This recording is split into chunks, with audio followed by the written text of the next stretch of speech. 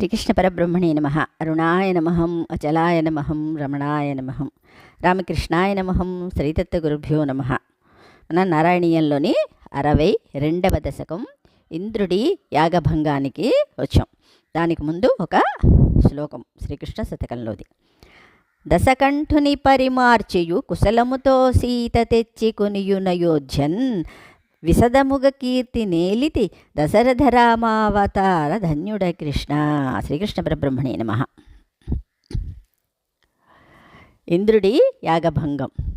కదాచిత్ గోపాలాన్ విహితమఖ సంభార విభవాన్ నిరీక్ష్యత్వం సౌరే మఘవమదముధ్వంసితుమనా విజానన్నప్యేతాన్ వినయ మృదునందాది పశుపాన్ అపృచ్ఛాకో వాయం జనక భవతాముద్యమయితి. ఓ సౌరీ, ఒకప్పుడు నందుడు ఇతర గోపాలురందరూ కలిసి ఇంద్రుడి కోసం యాగం చేయాలని కృష్ణయ్య భావించారు. అందుకు అవసరమైన వస్తువుల్ని సమకూర్చుకోసాగారు. ఆ తతంగం అంతా చూసిన ఇంద్రుడు, చూసిన నీవు ఇంద్రుడి గర్వాన్ని అణిచివేయాలని భావించి ఏమీ తెలియని వాడిలా వారి దగ్గరకు వచ్చి, అయ్యా, ఈ ప్రయత్నాలన్నీ దేనికోసం చేస్తున్నారు అని అమాయకంగా అడిగావు.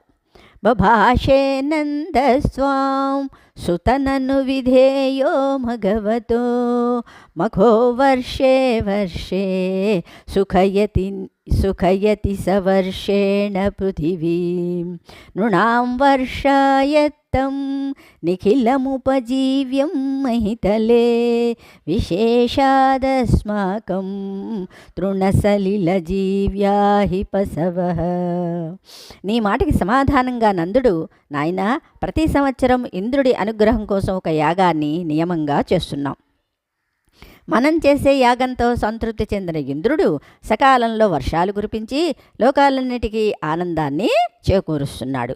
విశేషంగా చెప్పాలంటే మనందరి జీవితం వర్షం మీదే ఆధారపడి మనం పోషించే పశువులన్నీ పచ్చిక నీటి మీదే జీవనాన్ని గడుపుతున్నాయి కదా. అందుకే ఇంద్రుణ్ణి తప్పకుండా మనం ఆరాధించాలి. అందుకే ఈ ఏర్పాట్లు అని చెప్పాడు. ఇతి శ్రుత్వా వాచం పితురయి భవానాః సరసం ధిఘేతన్నో సత్యం మఘవజనితా వృష్టిరితి యత్ అదృష్టం జీవానాం సృజతి ఖలు వృష్టిం సముచితాం మహారణ్యే వృక్షా కిమివ బలిమింద్రాయ దదతే. తండ్రి మాటలు విన్న నీవు వెంటనే ఎంతో మధురంగా వివేకవంతంగా ఆయనతో, తండ్రి, వర్షకారకుడు ఇంద్రుడు అవటం సరికాదు. జీవుల అదృష్టాన్ని అనుసరించి దానికి తగినంతగా వర్షాలు భూమి మీద పడుతూ ఉంటాయి. మరి అరణ్యాల్లో ఉన్న మహావృక్షాలు వర్షం కోసం, ఇంద్రుడి అనుగ్రహం కోసం ఎలాంటి యాగాలు చేయటం లేదు కదా అన్నారు. శ్రీకృష్ణ పరబ్రహ్మణే నమః.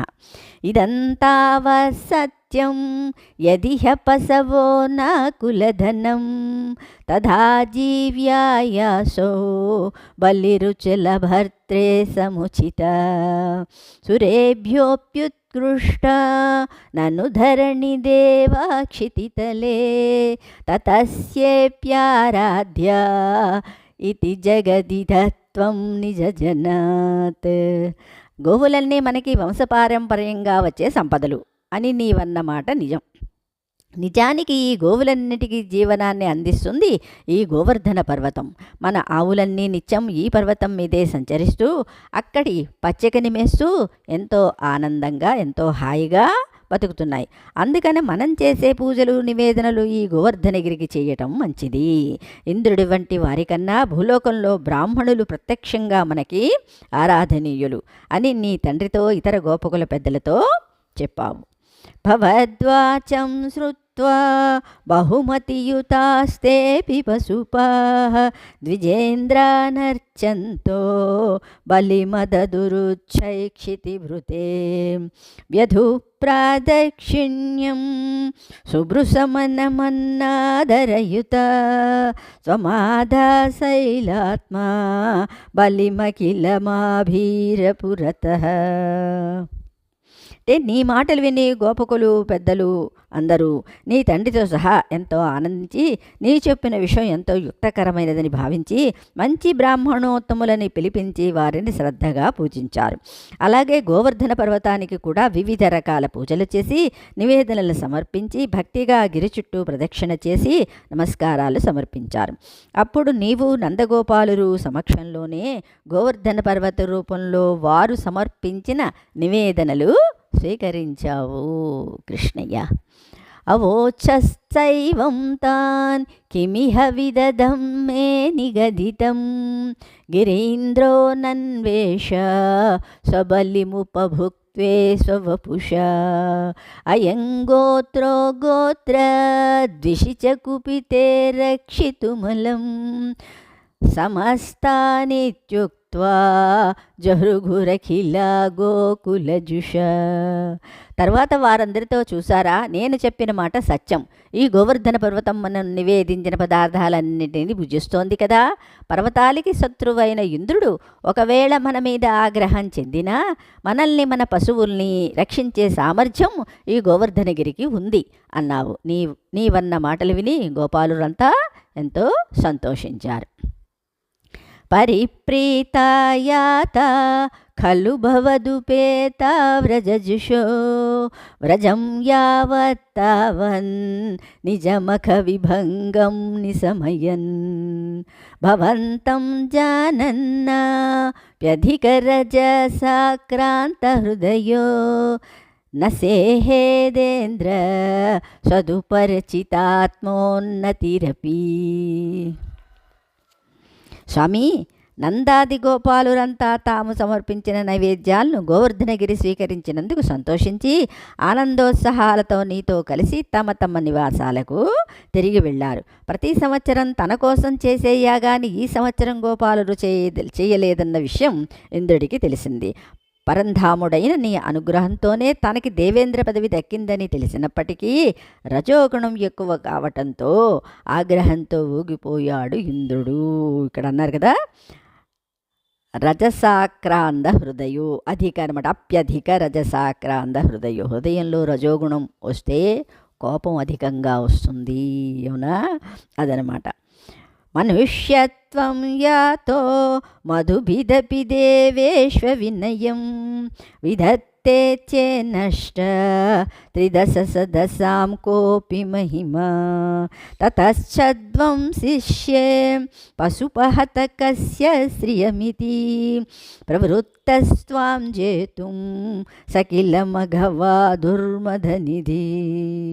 సాక్షాత్ నారాయణుడే అయినా మనిషిగా జన్మించిన తరువాత ఆయన కూడా దేవతలని అవమానించకూడదు. అలాంటి పని ఆయనే చేస్తే ఇక లోకంలో దేవతలకి గౌరవం ఎలా ఉంటుంది? అర్థమైందా? శ్రీరామచంద్రుడు అంత వినయంగా తల్లిదండ్రుల మాట విని తన కర్తవ్యాన్ని ఎలాగా మానవుడు ఎలాగ ప్రవర్తిస్తాడో అలాగే సంచరించారు. కృష్ణుడు కూడా అలాంటివే చేశాడు. కానీ కొంతమందికి తన నిజస్వరూపాన్ని తెలియజెప్పడం కోసం కొన్ని సంఘటనలు అక్కడ జరుగుతూ ఉంటాయన్నమాట.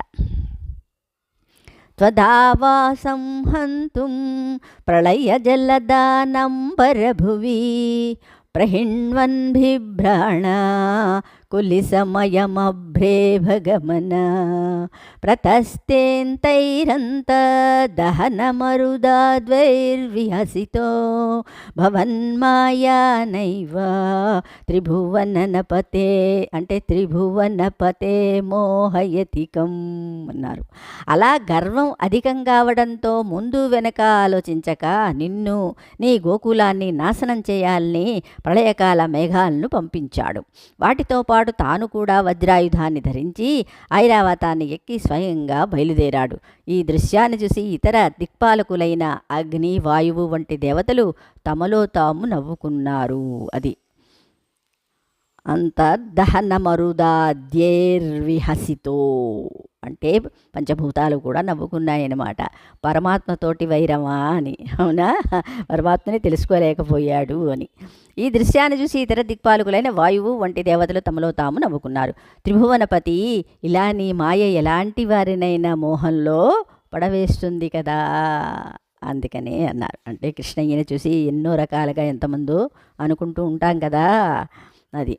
సురేంద్రాకృద్దశ్చేద్ ద్విజకరుణయా శైలకృపయా యనాంతం కోస్మాకం నియత ఇతి విశ్వాస్య పశుపాన్ ఓహో కిం నాయాతో గిరిభిదితి సంచింత్య నివసన్ మరుద్గేహాదీస ప్రణుదమురవైరిన్మగదాన్.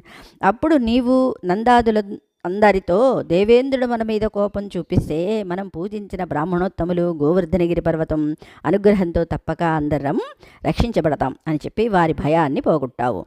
తర్వాత దేవేంద్రుడు మన మీదికి ఇంకా రాలేదేమిటి అని అతని రాక కోసం ఎదురు చూస్తున్నాం. ఆ విధంగా లీలా విలాసాలు ప్రదర్శించే గురువాయూరప్ప నాకున్న రోగాలను రూపమాపి నన్ను రక్షించు. శ్రీకృష్ణ పరబ్రహ్మణే నమః.